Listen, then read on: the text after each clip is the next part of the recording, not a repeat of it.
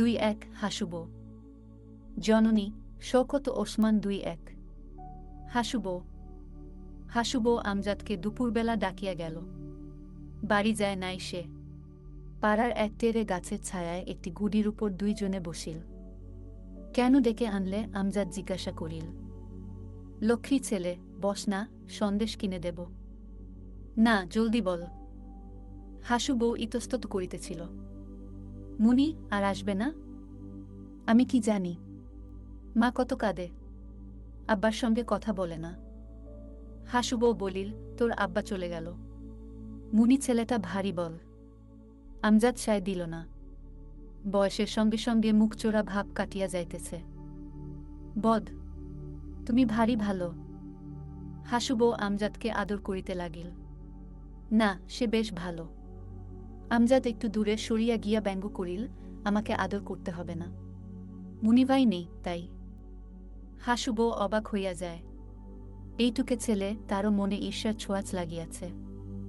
হাসুব তার নিকটে সরিয়া আসিল। আবার তার চুলের উপর হাত বুলাইয়া আদর করিতে লাগিল। না, তুমি বেশ ভালো ছেলে। আমজাদ জবাব দিল, না। হাসুব পুনরায় বলিল, যদি তুমি একটা কাজ করো, তোমাকে বেশি আদর করব। কি শুনি? একবার মুনিরকে খবর দিতে পার? আমি কি করে দেব? হাসুব আনমনা গাছপালার ফাঁক অতিক্রান্ত দূরের আকাশের দিকে চাহিয়াছিল। খোয়াব কাটাইয়া সে আবার বলিল, তুমি তাদের গায়ে যাও না। আমজাদ অক্ষমতা জানাইল। খুব বেশি দূর নয়, আমি গরুর গাড়ির পয়সা দেব। মা যে বকবে। না, স্কুলে যাওয়ার নাম করে চলে যাবে। হাসুব আঁচলের গিট খুলিয়া একটি আধুলি বাহির করিল। এই নাও, তোমার কাছে রেখে দাও, কতক্ষণ আর লাগবে। মা যদি শোনে। শঙ্কিত দৃষ্টি আমজাদের চোখে। না, কেউ বলবে না। মহেশডানায় গাছপালা এত ঘন। এই জায়গাটি আরও নীরব। বাতাসের মৃদু নিনাদ ঝুপে ছাড়ে একদল বুনো পাখি কোথায় অদৃশ্য থাকিয়া হঠাৎ ডাকিয়া উঠিল। তুমি যাবে? হ্যাঁ। মাথা দোলাইল আমজাদ। বেশ, লক্ষ্মী ছেলে। হাসুব সুকুমারমতি বালকের চোখের দিকে চাহিয়া আনমনা আলিঙ্গনে জড়াইল আমজাদকে।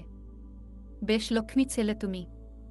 মৃদুভাবে বনক্রোডের নীরবতা হঠাৎ চমক খাইতে থাকে। বেশ লক্ষ্মী ছেলে তুমি। আমাকে ছেড়ে দাও। না, মুনিভাইয়ের মতো আমার গালে কামড়ে দিও না যে, হাসু চাচি। হাসুব স্তব্ধ হইয়া আলিঙ্গন স্লোত করিয়া দিল, দূরে সরিয়া গেল সে। আমজাদ হাসিতে থাকে। হাসু চাচি, মুনিভাই একটা খ্যাপা। প্রজাপতি ধরে বলে, ওর রং তুলে গায়ের জামা রাঙাব। নিরুত্তর হাসুব। আচ্ছা চাচি, প্রজাপতির রঙে জামা রং করা যায়? হ্যাঁ, আমি তোমার জামা রং করে দেব।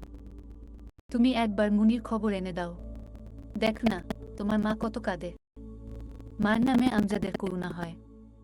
দৃঢ়কণ্ঠে সে জবাব দিল, নিশ্চয় যাব। 4 আনা গরুর গাড়ির ভাড়া। আমি 4 আনার মুড়ি কিনব। বেশ। হাসুব হাত বাড়াইল আমজাদের দিকে। সে তখন এক দৌড়ে অদৃশ্য হইয়া গিয়াছে। 2-2। দরিয়া বিবি ছোট মেয়েটির নাম রাখিয়াছিল শরীফন। ডাকনাম শরী। শৈরমীর স্মৃতি একবার তার মনে জাগিয়াছিল বইকি। সেই দিন জীবনের করুণ অবসান মুহূর্ত। ডাকনামে শৈরমীর স্মৃতি বাঁচিয়া থাক। দেশের বিশাল মানচিত্রের এক কোণে নামহীন গ্রাম্য জননীর দিন প্রচেষ্টা জাতিধর্ম, যেখানে মানবতার উপর নৈরাজ্যের কোনো ফণা মেলিতে পারে না। কিন্তু গ্রামে হিন্দু মুসলমানের দাঙ্গা বাঁধিবার উপক্রম হইয়াছিল। রোহিণী চৌধুরী ও হাতেম খাঁর মধ্যে গত কয়েক বছর একটি বিঘা 50-এর জলাশয় লইয়া মনঃসাক্ষী চলিতেছিল। এতদিন জলাশয় চৌধুরীদের দখলে ছিল। দলিলে হাতেম খাঁর প্রাপ্য হইলেও সে ইহার কাছে ঘেঁষিতে পারে নাই। জলাশয় জমা লইয়াছিল কয়েকজন মুসলমান জেলে। ইহাদের ভদ্রবংশীয় মুসলমানেরা আতরাফ বলে। বিলের আয় মন্দ নয়। হাতেম খাঁ কয়েকজন আফকে হাত করিয়া খাজনা বন্ধ করিয়া দেওয়ার প্ররোচনা দিল। তাহারা সেই মতো খাজনা বন্ধ করিয়াছে। রোহিণী চৌধুরী এই সলাপরামর্শ ভালোরূপে আঁচ করিয়াছিল। তিলিবাগ দিডম শ্রেণীর কৃষক হিন্দু হাত করিয়া গ্রামে তিনি দাঙ্গার প্ররোচনা দিতে লাগিলেন। হাতেম বখশ ইদানিং ঘোরতর মুসলমান সাজিয়াছেন। তার পুত্রেরা অন্দরমহলেই শরাব পান করেন। তিনি কোনো কথা বলেন না, নিজেও নামাজ রোজার ধার ধারেন না। বর্তমানে জুম্মার নামাজের সময় হাতেম বক্সকে মসজিদে দেখা যায়। তার কালো সাদা দাড়ি শ্বেতখোজাফে আরও শুভ্র রং ধারণ করিয়াছে।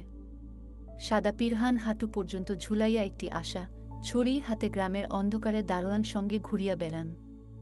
বৈঠক, সলাপরামর্শ আর যুক্তির বহর। নামাজের সময় না হইলেও তিনি এত্তেলা দেন। নামাজ কাজা করা শক্ত গুনাহ। হাদিস কোরআনের সম্প্রতি এজেন্সি লইয়াছেন তিনি। গ্রামের মখতবগুলির জীর্ণদশা। 1 পয়সা তিনি খরচ করেন নাই। বর্তমানে তিনি একটি তামদারি করিয়া গ্রামের মুসলমানদের পোলাও কোরমা খাওয়াইলেন। কাফের হিন্দু জমিদার মুসলমানদের সর্বশান্ত করিয়া ছাড়িবে, এই কথা পাকে প্রকারের প্রচারণার খোলসে বিতরণ করিতে লাগিলেন। নিস্তেজ মহেশডাঙ্গার জীবনে তবু চাঞ্চল্য ফিরিয়া আসিয়াছে। হিন্দুপাড়ায় রোহিণী চৌধুরীর কার্পণ্য নাই। প্রচারণা শক্তি তারও কম নয়। শাকেরকে হাতেম বক্স এতদিন আমল দিত না। তার লাঠির জোর 10 গা জানে। হাতেম বক্স দাওয়াত খাওয়াইয়া টাকা পয়সার ঘুষে তাহাকে ক্রয় করিয়া ফেলিল। সেও হালফিল ভয়ানক মুসলমান হইয়া উঠিয়াছে।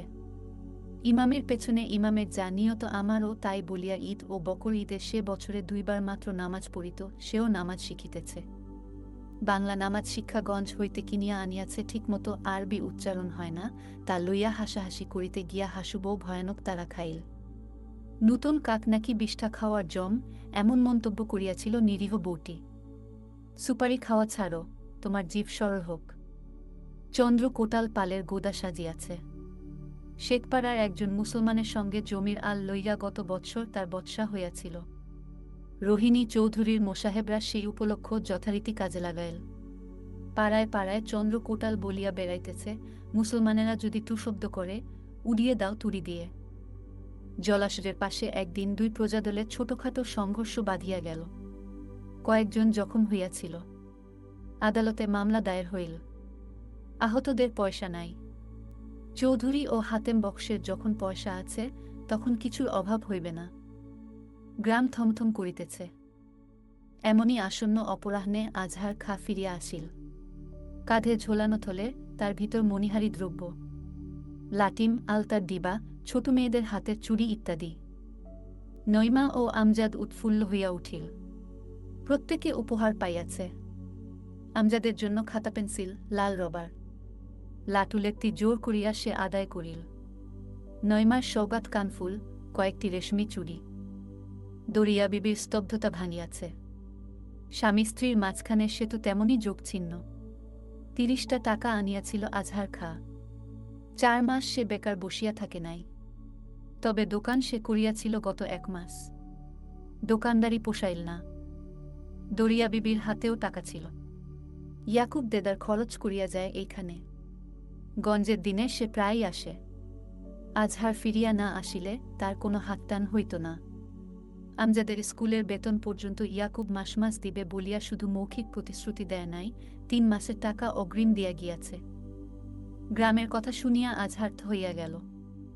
আমজাদ সংক্ষিপ্ত ইতিহাস বর্ণনা করিতে লাগিল পিতার নিকট। শাকের চাচা নাকি বলিয়াছে, রোজগারের মরশুম এসেছে। সে 2 জমিদারের নিকট টাকা লুটিতেছে। রোহিণী চৌধুরীকে সে আশ্বাস দিয়াছে, দাঙ্গার দিন লাঠি ধরব না, কসম করছি, ব্যাস দেখ হাতেম বক্স কত লেঠেল আনে। হাতেম বক্সকে শাকের প্রতিশ্রুতি দিয়াছিল, পাঠানের বাচ্চা শেষ লাঠি খেলা দেখিয়ে যাব। আজহার খা বিলম্ব করিল না।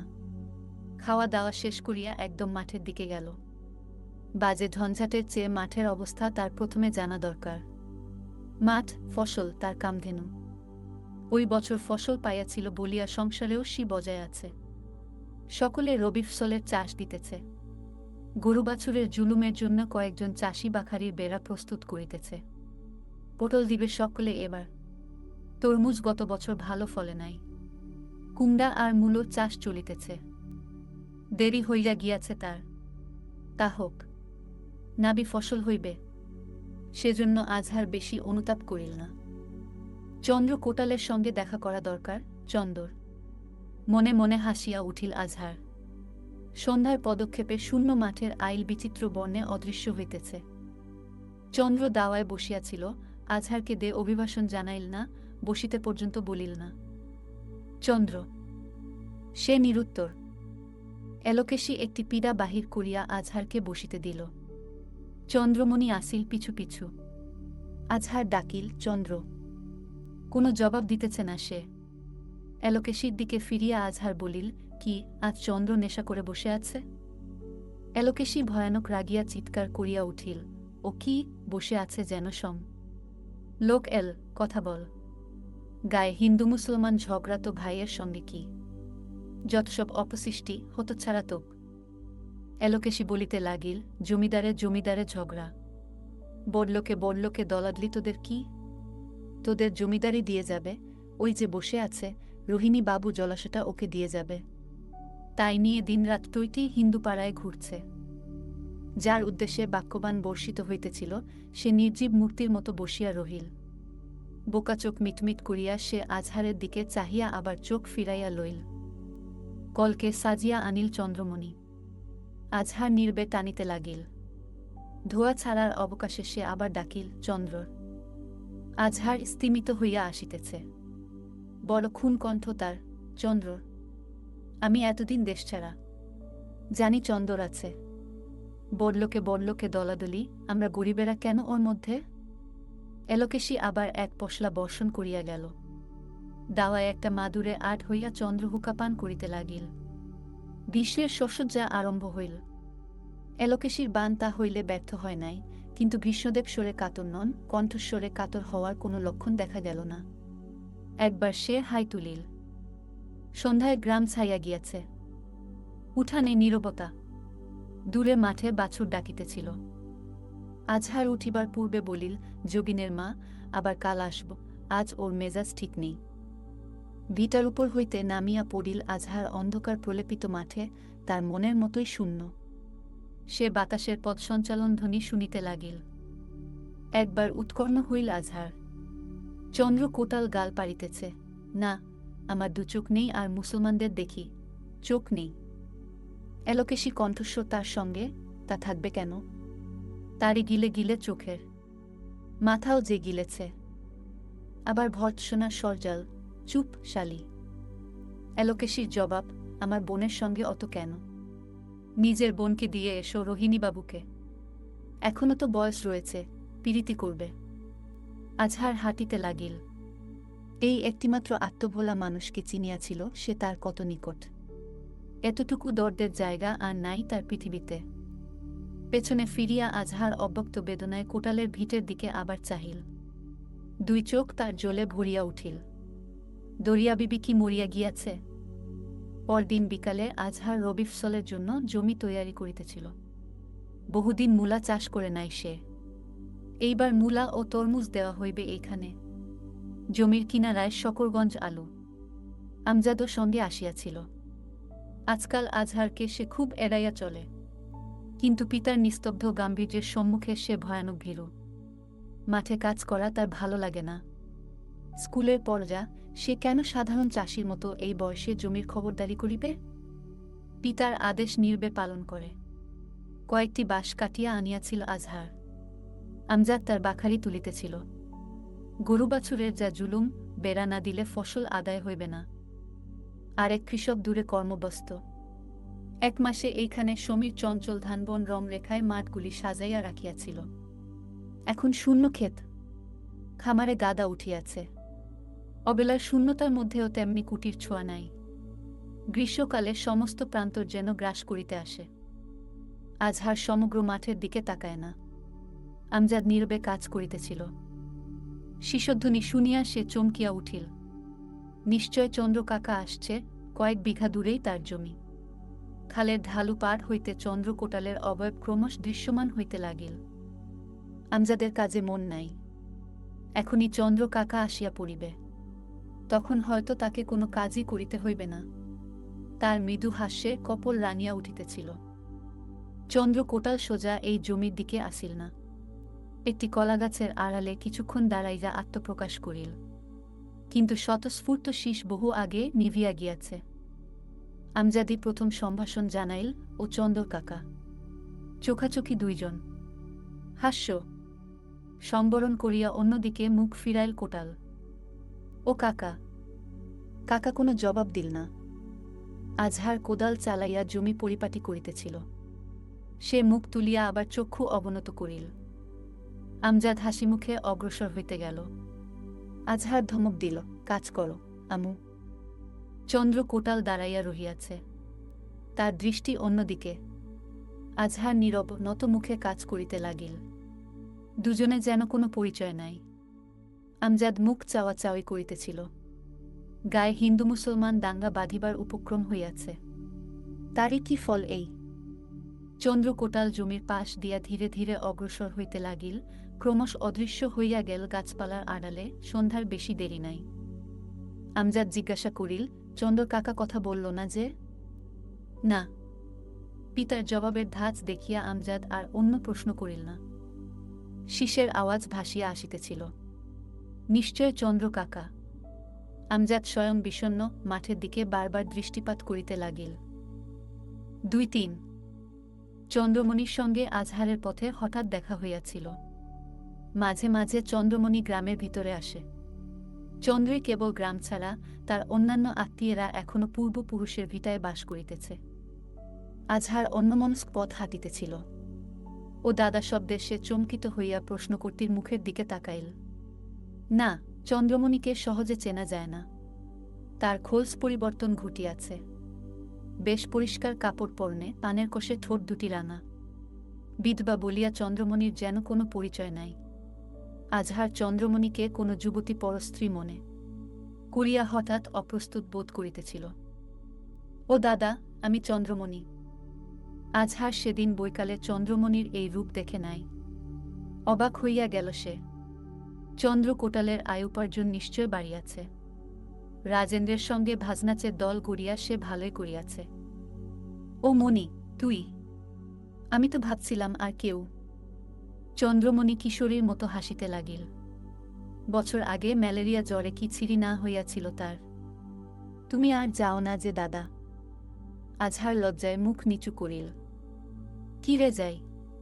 চন্দ্র একদম কথা পর্যন্ত বলে না। ও নিয়ে বৌদির সঙ্গে রোজ ঝগড়া বাঁধে। চন্দ্রমণি এলোকেশীর প্রসঙ্গ উত্থাপন করিল। চন্দ্রকে সেদিন দেখলাম। ওর শরীরটা খারাপ। রাখালেরা একপাল গরু তাড়াইয়া আসিতেছিল। চন্দ্রমণি ও আজহার পথের এক পাশ হইয়া কথাবার্তা আরম্ভ করিল। শরীর খারাপ হবে না। কত তাড়ি গেলে। আর আজকাল দাদা কি যেন হয়ে গেছে। কি হয়েছে? সে মন মেজাজ আর নেই। আমাকে দেখতে পারে না। কথায় কথায় গালিগালাজ। খামাখা। হ্যাঁ দাদা। আজহার চন্দ্র কোটালের এই অধপতনে কোনো দুঃখ প্রকাশ করিল না। গুম হইয়া দাঁড়াইয়া রহিল। আরও একপাল গরু আসিতেছে। আজহার সেই দিকে চক্ষু ফিরাইয়া বলিল, চন্দ্র আসলে ভালো মানুষ। ও কেন এমন হয়ে গেল কি জানি। রাজেন্দ্রের পাল্লায় পড়েছে।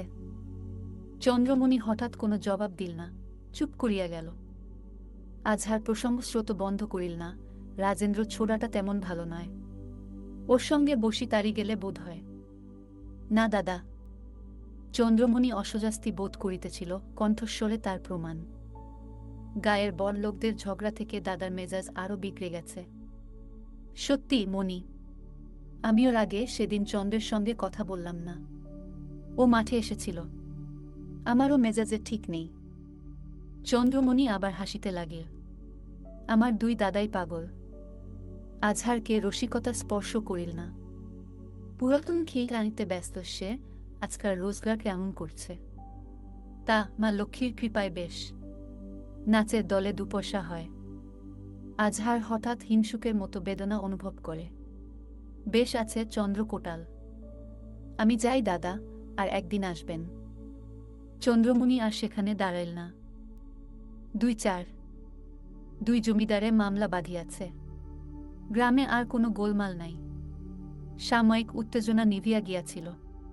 চন্দ্র কোটাল আজহারকে এড়াইয়া চলে। দুই পরিবারে পূর্বের মতো সদ্ভাব নাই। এলোকেশী কোনোদিন ঝগড়াকলহ পছন্দ করে না। কোটালের সঙ্গে তার মতবিরোধ প্রায় দেখা যায়। আজহার বহুদিন চন্দ্রের বাড়ির ভিটার পাশে গিয়াও তার সঙ্গে সাক্ষাৎ করার সাহসে কুলাইয়া উঠিতে পারে নাই। শাকের আবার রোহিণী চৌধুরীর সঙ্গে খাতির পাতাইয়াছে। কিষানেরা রবিফসল লইয়া ব্যস্ত। জমিদারের কোন্দলে কারো কোনো উৎসাহ নাই। এলোকেশী একদিন স্বেচ্ছায় দরিয়া বিবির সঙ্গে দেখা করিতে আসিল। আজহার বাড়ি ছিল না, আলুবীজ ক্রয় করিতে ভিনগাঁয়ে গিয়াছিল। দরিয়া বিবি রৌদ্রে বসিয়া পান্তা খাইতেছিল তখন। এলোকেশী হাসিয়া বলিল, ঠিক সময় এসেছি। এসো দিদি। শশব্যস্ত দরিয়া বিবি একটা পিডা আগাইয়া দিল। কিন্তু এলোকেশী আরও ব্যস্ততা দেখাইতেছিল। তুমি খেয়ে নাও, আমি এক্ষুনি উঠব। এত তাড়া কেন? ও, আমার সঙ্গে ঝগড়া আছে নাকি? এলোকেশী হাসিতে লাগিল। কেন বলো দিদি? সব জায়গায় খালি কোন্দল। গায়ে আমার ঘরে। কোটালের সঙ্গে? হ্যাঁ। দরিয়া বিবি যথা দ্রুত আহার সম্পন্ন করিল। এলোকেশী তারপর 10টা টাকা বাহির করিয়া বলিল, দিদি, এই টাকা কটা রেখে দিও। জমা রাখলাম। আমার কাছে কেন? রেখে দাও। পরে কানে কানে ফিস ফিস করিয়া সে বলিল, রেখে গেলাম। ঘরে কি রাখার জো আছে? আজকাল নাচে বেশ পয়সা আসছে। তা আসছে। রাজেন্দ্র ছোড়াটা বেশ কাজের। এখন বলে যাত্রার দল করব। আরও সাংসারিক কথা হইতেছিল। উঠানে হঠাৎ আগন্তুকের ছায়া পড়িল। এলোকেশী লোকটিকে কখনো এখানে দেখে নাই। সে তাড়াতাড়ি ঘোমটা টানিল। দরিয়া বিবি উঠানের দিকে চাহিয়া হাসিয়া উঠিল। এসো ভাই। দরিয়া বিবি ঠোঁটে কৌতুকমাখা হাসি। আগন্তুক ইয়াকুব। দরিয়া বিবি এলোকেশীর কানে কানে বলিল, আমার দেওর। ইয়াকুব দাওয়ায় একটি মাদুরের উপর বসিয়া পড়িল। হাতে একটি পুটলি ছিল। সে খবরদারির ভার দরিয়া বিবির উপর। সব ভালো? দরিয়া বিবি জিজ্ঞাসা করিল। এলোকেশী লজ্জায় কলাবউ সাজিয়া বসিয়াছিল। ধমকের সুরে দরিয়া বিবি বলিল, ঘোমটা খোল না বউ। ও আমাদের দেওর। এলোকেশী ঘোমটা খুলিয়া ইয়াকুবকে ভালোরূপে দেখিয়া লইল। শরীর ভালো নয় ভাবি। আজ 4 দিন জ্বর। তোমার এখানে এসে পড়লাম। বাড়ি থেকে 2 দিন তাহলে জ্বর গায়ে বেরিয়েছ? হ্যাঁ। এলোকেশী বিদায় হইল। দরিয়া বিবি জিজ্ঞাসাবাদে কসুর করে না। জ্বর গায়ে বেরিয়েছে? হ্যাঁ। এ কি? আর কেউ ছিল না ব্যবসার জন্য? এতক্ষণ ইয়াকুব কোনো অস্থিরতা দেখায় নাই। হঠাৎ সে চাপিয়া বলিল, ভাবি, একটু ঘুমোবার জায়গা করে দাও। দিচ্ছি। কিন্তু আমার বোনেরা কেমন ধারা মেয়ে। তোমার জ্বর, অথচ গঞ্জে আসতে দিল। চুপ করিয়া রহিল ইয়াকুব। রৌদ্রের উত্তাপ তার শরীরে মনোরম লাগিতেছিল। সে বাহিরে মাথা বাড়াইয়া দিল। ছেলেদের পড়ার ঘরে দরিয়া বিবি শয্যা রচনা করিয়া ফিরিয়া আসিল। তার মুখের কামাই নাই, ভারী খারাপ কথা। তোমার জ্বর, অথচ ছেড়ে দিল। কেউ খোঁজ নেয়নি বোধ হয়। নিস্তব্ধতা যেন ইয়াকুবের জবাব। তবু সে মুখ বিকৃত করিয়া বলিল, না, খোঁজ নিয়েছিল বই কি। আমার মাথাটায় হাত দিয়ে দেখো। দরিয়া বিবি কপালের উষ্ণতা পরীক্ষা করিল। ভারী গরম। তোমার মুখ দেখে অসুখ হয়েছে বলে মনে হয় না। উঠে গিয়ে শুয়ে পড়। দরিয়া বিবি আবার বলিল, বাড়ির লোকগুলো কি? এত জ্বর ছেড়ে দিল? ইয়াকুব জবাব দিল, আমি গঞ্জ থেকে আসছি। আসলে ইয়াকুবের মতো মিথ্যাবাদী সংসারে অল্প। দাম্পত্য জীবনে তার সুখ নাই। প্রায়ই 2 স্ত্রী কোন্দল বাঁধাইয়া থাকে। তাছাড়া তার মতো পেশাদার লম্পটের কীর্তিকাহিনী স্ত্রীদের কানেও প্রবেশ করে বইকি। স্ত্রীর সহিত ঝগড়া করিয়া সে ঘর ছাড়িয়া আসিয়াছিল। দরিয়া বিবি ইহার বিন্দু বিসর্গ জানে না। গ্রামের সম্মতিপন্ন মানুষদের মধ্যে ইয়াকুবের প্রতিপত্তি খুব বেশি। কারণ সে তাদের সমগোত্র। ধান আলু পেঁয়াজের কারবারে ইয়াকুব কত উপার্জন করে তা দরিয়া বিবির অবগতির বাহিরে। গত কয়েক মাস ইয়াকুব যাতায়াত করিতেছে। তার ভোলা মন শতদি সমীহ আকর্ষণ করে। কোনো ত্রুটি রহিল না দরিয়া বিবির সেবায়। মাথায় উত্তাপ উঠিয়াছিল। ঠান্ডা পানি দিয়া তাহা সে ধুইয়া দিল। মোটা কাঁথা বিছাইয়া দিল তক্তপোষে। অবশ্য তা ইয়াকুবের টাকায় কেনা। গায়ে একটি তাঁতের চাদর দিল দরিয়া বিবি। আশেক যার নিজে ঘর হইতে বাহির হয় না। সে আমজাদের নিকট খবর সংগ্রহ করিত। একটি পুরাতন শাল ছিল তার সিন্দুকে। কোনো মৃত ব্যক্তির সম্পত্তি আত্মীয়রা দান করিয়াছিল। দরিয়া বিবি চাদরের জায়গায় শালের আবরণ চড়াইল। বর নির্ঝঞ্ঝাট গৃহসুখ অনুভব করিতেছিল। ইয়াকুব আমজাদ নিজে মাথা টিপিয়া দিতে লাগিল। নইমা পিছুটি ভরা চোখ লইয়া কৌতূহলে সবকিছু দেখিতেছিল। আজও ইয়াকুব কুটুম্বপনার কোনো খুঁত রাখে নাই। ছেলেদের জন্য মিষ্টান্ন ও অন্যান্য খাবার আনিয়াছিল। পুটলি নয়, ছেলেদের রত্নভাণ্ডার। ছোট খুকির কথা পর্যন্ত ইয়াকুব ভোলে নাই। তার জন্য পাতলা জামা আনিয়াছিল। দরিয়া বিবি পথ্য তৈয়ার করিয়া আনিল। ইয়াকুব নিস্তেজ চোখে চারিদিকে দৃষ্টিপাত করে। বড় আরাম তার। দরিয়া বিবি বলিল, ডাক্তার ডাকাই ভাই? ঘোর আপত্তি জানাইল ইয়াকুব। না, এমনি সেরে যাবে। ওষুধ গেলা আমার ভালো লাগে না। একটি নোট বাহির করিল সে, কথা ও সাগু শেষ করিয়া। দরিয়া বিবি কোনো আপত্তি জানাইল না, কারণ এই ক্ষেত্রে অনিচ্ছা বৃথা। ইয়াকুবের হাত হইতে নিস্তার নাই। হাজার কথা বলিতে শুরু করিবে। দুপুরে ইয়াকুব জ্বরের ঘরে শব্দ করিতেছিল। ঘরে আর কেউ ছিল না। হঠাৎ খুট শব্দে সে জাগিয়া উঠিল। দরিয়া বিবি তার সম্মুখে। খাপতনি জিজ্ঞাসা করিল, শরীর ভালো? না, ভাবি। তারপর ইয়াকুব কাতরোক্তি আরও বাড়াইয়া কহিল, মাথা ভেঙে পড়েছে, একটু টিপে দিলে ভালো লাগে। দরিয়া বিবি কয়েকবার আমজাদকে ডাকিল, কোনো জবাব নাই। ইয়াকুব ইঙ্গিত করিল বিছানার উপর বসিতে। আচ্ছা, আমি টিপে দিচ্ছি। ছেলেগুলো বজ্জাত বলিয়া দরিয়া বিবি ইয়াকুবের মাথা টিপিয়া দিতে লাগিল। ইয়াকুব নিরুত্তর।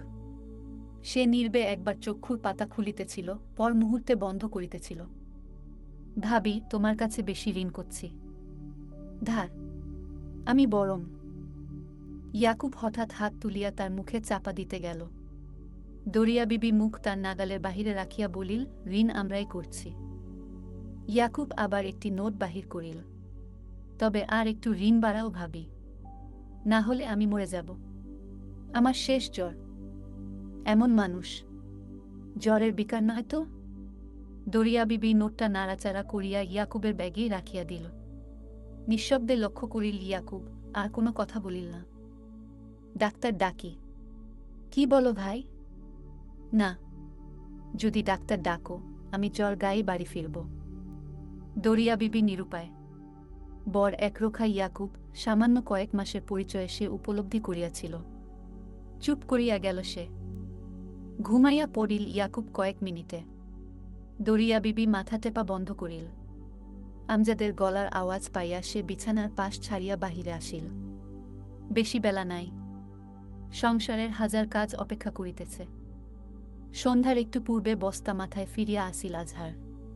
পটল বীজ পায় নাই। পটল আলের দাম বেশি, তাও প্রায় শুষ্ক। ইয়াকুব এখানে জ্বরে ভুগিতেছে, সে সংবাদ তার কানে গেল।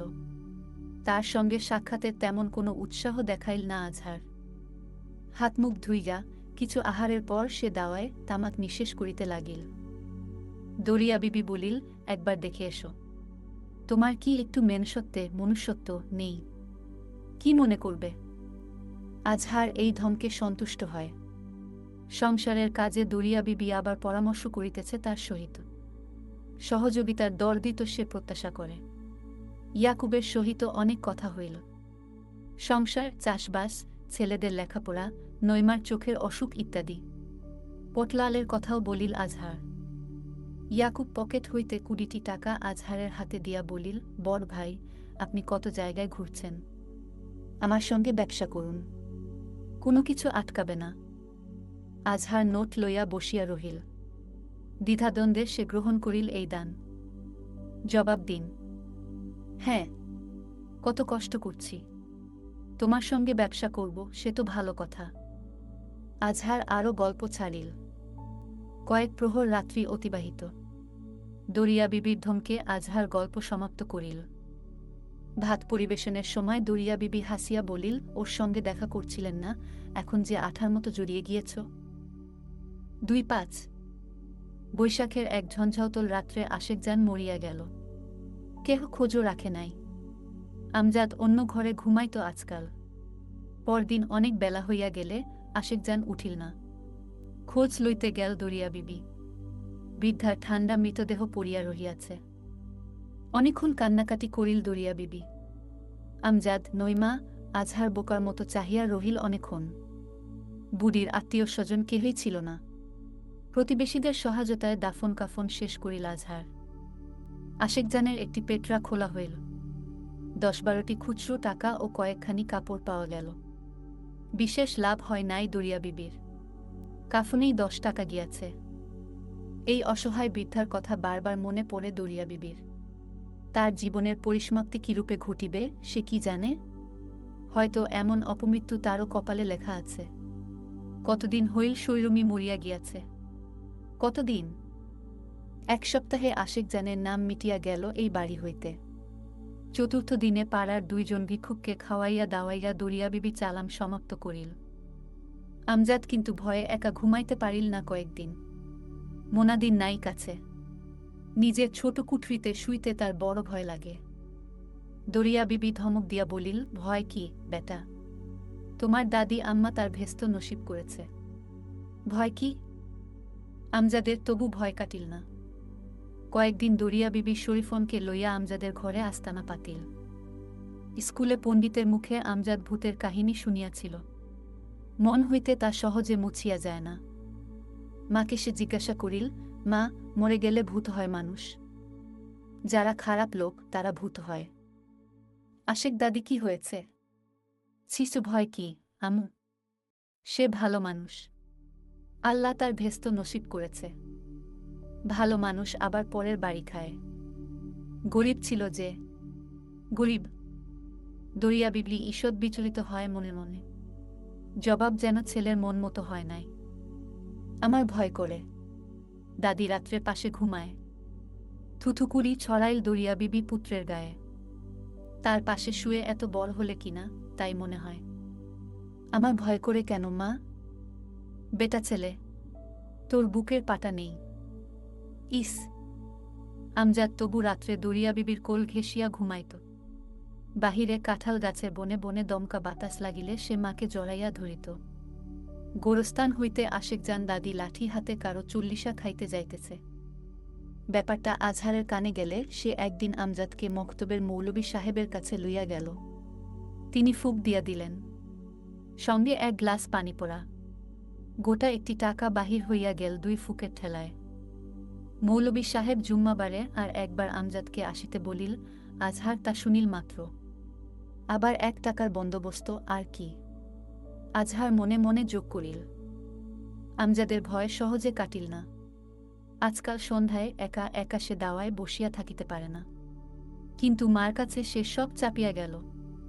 বাগাড়ম্বরে তার বুকের পাটা কয়েক মাইল চওড়া। আমজাদের ভয় গেল অন্য এক ঘটনার ধাক্কায়। আজহারের হাতে ইয়াকুবের দেওয়া টাকা ছাড়া আরও কিছু টাকা জমিয়াছে। আশেকজানের একটি ছোট বাক্স তার কাছে গচ্ছিত ছিল। দরিয়া বিবি তাহা জানিত। ভিতরে আরও গোটা 20 টাকা ছিল। এই ব্যাপার ঘুণাক্ষরে দরিয়া বিবি কানে ইমামের কথা ঠিক নয়। লামঝাবিরা খুব সন্তুষ্ট। সভায় তাদের দলে আনন্দের গুঞ্জন শুরু হয়। কিন্তু হানাফিরা মৌলানার উপর চটিয়া উঠিতেছিল। প্রথম মৌলানা আবার বলিলেন, চুপ করুন। কিন্তু দ্বিতীয় ব্যক্তি চুপ করার বান্দা নন। কোন দলিলে এমন আজগুবি কথা পেয়েছ? তিরমিজি শরীফে আছে, হযরত আলীর দাড়ি নাভি পর্যন্ত নয়। ঝুট তোমার তিরমিজি। হানাফিরা তাহাদের মৌলানার সমর্থক। তাহারা আর চুপ থাকে না। সভায় ফিসফাস শব্দ শুরু হয়। চুপ করুন। না, আমি চুপ করব না। বেয়াদব। কিছুক্ষণ কথা কাটাকাটি চলিল। তুমুল বাকযুদ্ধ। প্রথম মৌলানার ধৈর্য আর টেকে না। তিনি চিৎকার করিয়া বলিলেন, তুমি বেয়াদবের বাচ্চা। তবে রে হারামজাদা। দ্বিতীয় মৌলানা অতর্কিত উঠিয়া প্রথম মৌলানা শাহ ফখরুদ্দিনের গালে 1 চড় মারিলেন। দ্বিতীয় মৌলানা হেফজুল্লাহ সাহেব প্রাথমিক তাল সামলাইয়া ধরিলেন ফখরুদ্দিনের দাড়ি। তারপর ঠাস 1 চড়। শেষে 2 জনে পরস্পরের দাড়ি ধরিয়া চুলাচুলি শুরু করিল। সভায় হট্টগোল। 2 দল সমর্থক ছুটিয়া আসিল। মৌলানাদের দ্বন্দ্ব মুরিদানদের মধ্যেও হাতাহাতির সুযোগ খুলিয়া দিল। মারোশালা, লামঝাবিদের মারোশালা, হানাফিদের। ওয়াজের মজলিসে ধর্মপ্রাণ মুসলমান ভ্রাতারা হঠাৎ খিস্তি বয়ান শুরু করিলেন। হাতেম বক্স এতক্ষণে সক্রিয়। প্রথম মৌলানার সমর্থনে তিনি চিৎকার করিতে লাগিলেন। হাতাহাতি থামিল না দেখিয়া তিনি অন্ধকারে গা আড়াল দিলেন। ইজ্জত বাঁচাইলেন চতুর্জনের মতো। আজহার খাও এই ওয়াজের মজলিসে আসিয়াছিল। সে নিরীহ ব্যক্তি, কিন্তু এই ব্যাপারে সে পাক্কা মুসলমান। এমন বর্বর হইয়া উঠিতে পারে, সে হাত আজহার কম চালায় নাই। মজলিসের বাতি নিভিয়া গিয়াছিল। মনের সুখে সে হাতের স্বাদ মিটাইল। গলাফাটা চিৎকার করে সে, শালা হানাফিদের খতম করে দাও। কে বলিবে আজহার নিতান্ত বেচারা মানুষ, পাকা মুসলমান। ধর্মের অপমান সে সহ্য করিতে পারে না। দাড়ি লইয়া বিরোধ বাঁধিয়াছিল। সভা শেষে অনেকে আস্ত দাড়ি লইয়া ঘরে ফিরিতে পারিল না, কয়েকজন জখম হইল। শুধু তাই নয়, 2 গ্রাম 2 শিবিরে পরিণত হইল। পরদিন লামঝাবি পাড়ার লোক হানাফিদের সুযোগ পাইয়া মার দিল। হানাফিরা তার পাল্টা প্রতিশোধ লইল। মৌলানাগণ সেনাপতিরূপে এই গ্রাম যুদ্ধ পরিচালনা করিতে লাগিলেন। কিন্তু ফিল্ড মার্শালদের ফিল্ডে দেখা গেল না। তাহারা সদর অন্দরে অবস্থান করিয়া কচি মুরগির আস্বাদ লইতেছিলেন, সঙ্গে পোলাও পরোটা বাদ পড়ে নাই। 1 সপ্তাহ গ্রামে এই অবস্থা। আরও কতদিন কাটিত কে জানে। শাকের এই সময় সকলের একটি উপকার করিল। প্রথম দিন সেও হুজুগে মাতিয়াছিল। পরে মৌলানাদের কীর্তি সে বুঝিতে পারে। ইহারাই এত গোলমালের খুঁটি। ভয়ানক চটিয়া গেল সে। লাঠি হাতে সে প্রথমে হানাফি পাড়ায় উপস্থিত হইল। সে পাড়ায় প্রবেশের আগেই চিৎকার করিতে লাগিল, আমি মারামারি করতে আসিনি, যদিও আমার হাতে লাঠি আছে। অন্যান্য প্রতিবেশী মজা দেখিতে দাঁড়াইল। এই গোয়ার লোকের সঙ্গে লাঠিবাজি করিতে কেহ সক্ষম হইবে না। দহলিজ হইতে সে এক মৌলানাকে কান ধরিয়া টানিয়া আনিল। তারপর 2 চর ও 1 লাঠির ঘা দিয়া বলিল, নিকালো হিয়াসে কাইজা বাঁধাতে এসেছ শালারা। চশমখোর শালারা নিজের রাগ সামলাতে পারে না। কুকুর কুকুর, আবার মুরিদ করতে এসেছে। মৌলানার মুরিদগণ স্তব্ধ। হুজুরের দুর্দশার মুখে কেহ ছুটিয়া আসিল না। সাকে নিজে ওহাবি। নিজের পাড়ায় এক মৌলানাকে ভয়ানক চাবুক বাজির পর হাঁকাইয়া দিল। গ্রাম হাফ হারিয়া বাঁচিল। প্রথমে একজন সাকেরের উপর অসন্তুষ্ট হইয়াছিল, পরে 2 হাত তুলিয়া শুকর। মেয়ে মহলের অনেকে সাকেরের জন্য আল্লাহর দরগায় দোয়া প্রার্থনা করিল। ছেলেপুলে লইয়া এতদিন শান্তি ছিল না। কখন কে জখম হয়। অনেক মেয়ের বুকের ধুকধুকানি ভাব এতদিনে গেল। গ্রাম 2 দিনে স্বাভাবিক। আজহার প্রকৃতিস্থ হইয়াছে পুনরায়। এই কয়দিন দরিয়া বিবি পর্যন্ত তার চেহারা দেখিয়া মনে মনে ভয় পাইত। ধর্মের নামে সে যেন জানোয়ার বনিয়া যায়, অথচ আর কখনো তার এই তেজ চোখে পড়ে না। সুযোগ বুঝিয়া দরিয়া বিবি একদিন ব্যক্ত করিয়া বলিল, যখন কেউ বিনা দোষে তোমার উপর জুলুম করে, তখন তো ভিজে বিড়াল সেজে বসে রইলে। দরিয়া বিবি ব্যঙ্গশব্দ করিল, তারপর সে শাকেরের পৌরুষের প্রশংসা আরম্ভমাত্র আজহার নিঃশব্দে মাঠের দিকে চলিয়া গেল। আমজাদ বহু পূর্বে মাঠে গিয়াছে। স্কুলের ছুটি।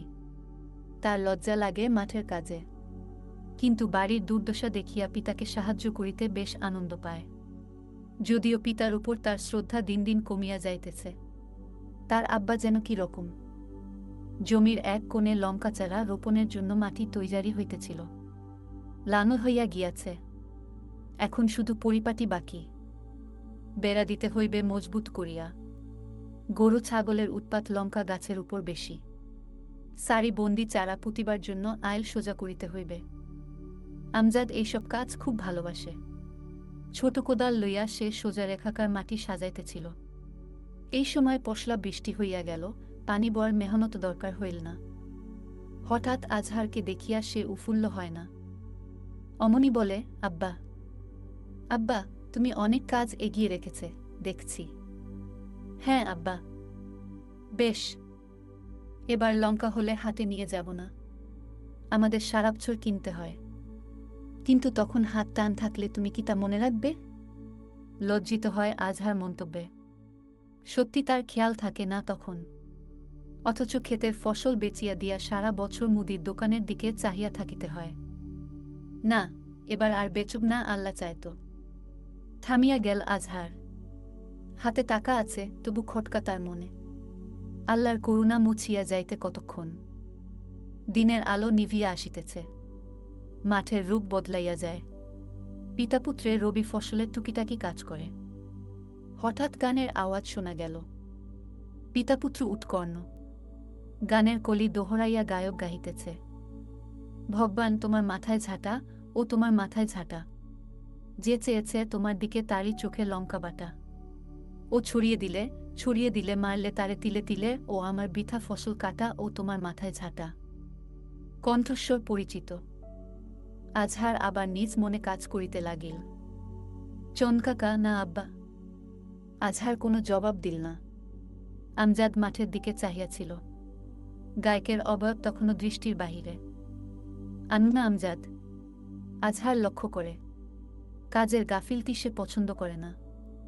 কাজ কর আমু। চনকাকা না। তা কি করতে চাও? পিতার কণ্ঠস্বর উষ্ণ। আমজাদ মাথা হেট করিয়া ক্ষেতের লঙ্কা চারা বসায়, আর চোখে মাঠের দিকে চাহিয়া থাকে। যে চেয়েছে তোমার দিকে তারই চোখে লঙ্কা বাটা। গান পুনরায় শুরু হইয়াছে। আমজাদ হাসিয়া বলে, আব্বা, চন্দ্র কাকা পাগল। ভগবান মানে আল্লাহ না আব্বা। কাজ কর। ধমক দিয়া উঠিল আজহার। কলাবনের আড়াল হইতে মেঠোপথে চন্দ্র বাহির হইল। কণ্ঠস্বর নিত্যবর্তী হইতেছে। আমজাদ মনে মনে খুশি হয়, কিন্তু আনন্দ আর বেশিক্ষণ স্থায়ী হয় না। চনকাকা আর এদিকে আসিবে না। হিন্দু মুসলমান ঝগড়া, নিকুচি করি ঝগড়ার, কিসব বাজে কথা। আমজাদ ভিতরে তাতিয়া উঠে। আজহার আবার আনমনা আমজাদকে কাজে মনোযোগ দিতে বলিল। গায়ক এইদিকে আসিতেছে। আর চোখে আমজাদ দেখিল, আজ চন্দ্র কোটাল জমির বেড়ার ওপারে থমকিয়া দাঁড়ায় নাই। সে তাহাদের দিকে ক্রমশ অগ্রসর হইতেছে। আরও নিকটে ঠিক তাহাদের পাশে আসিয়া দাঁড়াইল চন্দ্র কোটাল। আজহার চুপচাপ কাজ করিয়া যাইতেছে। কোটালের উপস্থিতি যেন সে অবহেলা করিতে চায়। পিতার ভয়ে আমজাদ তাহার দিকে তাকায় না। তিনজনে নিস্তব্ধ। এমন অস্বস্তিকর মুহূর্ত কারো জীবনে যেন আসে নাই। কোটাল হঠাৎ বোকার মতো হাসিয়া উঠিল।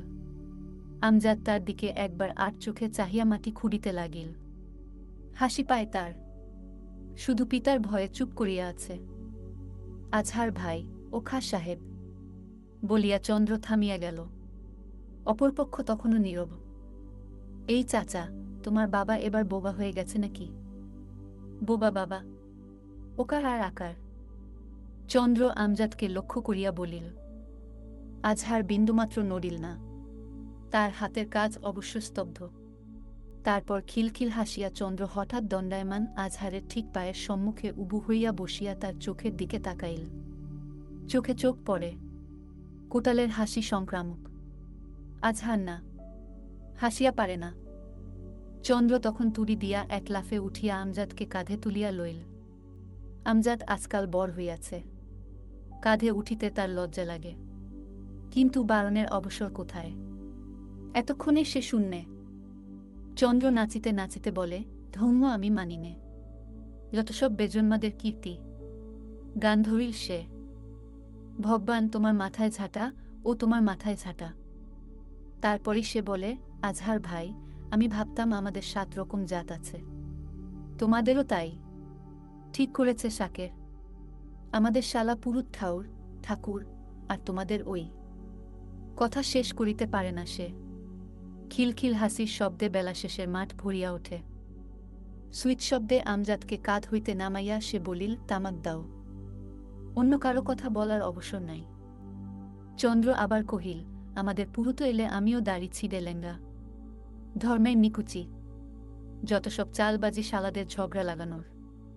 আজহার এতক্ষণে মুখ খুলিল, এই পাগল চন্দর। ঝাঁকড়া চুল মাথা নাড়িয়া চন্দ্র পদবি গ্রহণ করিল। তারপর আমজাদের দিকে চাহিয়া সে বলিল, চাচা, তোমার বাবার দাড়ি ছিঁড়ে লেঙ্গা। তিনজনে দম ভরিয়া হাসিতে থাকে এইবার। আজহার জিজ্ঞাসা করিল, চন্দ্র, তোমার হয়েছিল কি এতদিন? ভূতে ধরেছিল। একদম মামদ ভূত। হ্যাঁ, খা ভাই। আমার চোখ খুলে গেছে কাল। কাল? হ্যাঁ। হঠাৎ স্তব্ধ হইয়া যায় চন্দ্র। তার মুখাবজবে থরথর কম্পন দেখা যায়। অশ্রুষ জল চোখ। আজহার ভাবে, কি হইল চন্দরের? এ আবার কোনো রকম পাগলামি। এতক্ষণ তো সে হাসিতেছিল। চন্দ্র পাথর, তার চোখ দিয়া অশ্রুর ফোঁটা ঝরিতেছে। কি হল চন্দর? আজহার নিকটে আসিয়া সম্বথা মাখা 2 হাত বাড়াইল। কি হয়েছে? শালতরু যেন শিলীভূত। কি হয়েছে? শিবু ইসমাইল সদরের হাসপাতালে মারা গেছে। মারা গেছে? আজহারের মুখে আর কোনো কথা নাই। সেও বজ্রাহত স্তব্ধ হইয়া গেল। জলকর লইয়া দাঙ্গার সময় শিবু ও ইসমাইল বেশ জখম হইয়াছিল। সদর হাসপাতালে ছিল তারা এতদিন। দুইজনে খুব পরিচিত বন্ধু। অনেকক্ষণ চুপচাপ বসিয়া থাকে তিনজন। সন্ধ্যার কালিমালেপন শুরু হইয়াছে দিগদিগন্তরে। ফোপাইয়া উঠিল চন্দ্র, ওদের বাড়িতে কি কান্না! শিবুর বউ ছেলেপুলে নিয়ে হয়তো খেয়ে মরবে। রোহিণী আর হাতেম শালার কি আসে যায়? আমার চোখ খুলে গেছে কাল সদরের হাসপাতালে। ফোপাইতে থাকে চন্দ্র, কথা শেষ হয় না। আজহার নির্বাক। চন্দ্র আর কোনো কথা বলিল না, নির্জীবের মতো বসিয়া রহিল। সন্ধ্যার অন্ধকারে আর কাহারও মুখ দেখা যায় না। নিস্তব্ধতা প্রথম ভাঙিয়া আজহার বলিল, চল চন্দর, বাড়ি চল। চন্দ্র কোনো জবাব না দিয়া উঠিয়া পড়িল। আর কোনো বাক্যালাপ করিল না মাত্র। সে মাঠের পথ ধরিয়াছে। পিতাপুত্র হতবাক। তাহারা গ্রামের পথে অগ্রসর হইল। আমজাদের অস্বস্তি, বহুদিন পরে চন্দ্র কাকার সঙ্গে দেখা। কিন্তু সন্ধ্যাটি আজ মাঠেই মারা গেল। কাঠা 10 জমি পার হইয়া আমজাদ শুনিতে পায় চন্দ্র কোটাল যেন গান ধরিয়াছে। আজহার বলে, সত্যি পাগল চন্দর। তারই গিলেছে বোধ হয়। না আব্বা, মুখে গন্ধ নেই একদম। সায়নাচ্ছন্ন মাঠের প্রান্তরে মেঠো সুর বাতাসের আলিঙ্গনে ভাসিয়া যায়। আমজাদের শ্রুতিভ্রম মাত্র। ভগবান, তোমার মাথায় ঝাঁটা ও তোমার মাথায় ঝাঁটা যে চেয়েছে তোমার দিকে তারই চোখে লঙ্কা বাটা। ও তোমার মাথায় ঝাঁটা। আমজাদের কান সুরের অন্বেষণে চলে। হঠাৎ সে জিজ্ঞাসা করিল, আব্বা, ভগবান মানে আল্লাহ না? আজহার ঠান্ডা কণ্ঠে জবাব দিল, হ্যাঁ। প্রিভিয়াস